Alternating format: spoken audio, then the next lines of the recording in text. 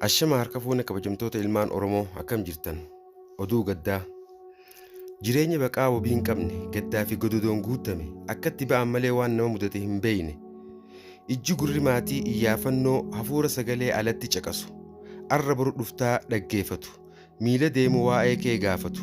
Nama waan kee dubbatu dhaban. Meeqaatame kan achi buutee dhaban. Manni haala kaa'u.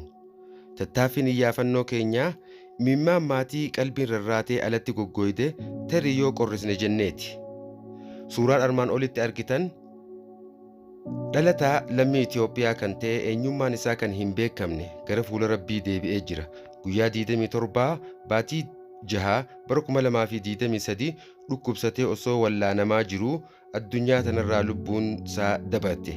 Biyya Yemen magaalaa Damaar mana yaalaa Mustashfal Wahdaa jedhamutti du'ee reefi isaa mana yaalaa mootummaa hay'a Mustashfa Damaar al-Aam jedhamutti argama. Fuuli Rabbii itti haa tolu jechaa firaa fi aaliif obsaa fi jajjabina hawwinaaf. Haga ammatti waggaa tokko ol odoo hin awwaalamin reefi isaa mana yaalaa armaan olitti ibsame keessa jira waan ta'eef maaloo hadaraa warroottan footoo nama kanaa beeytan.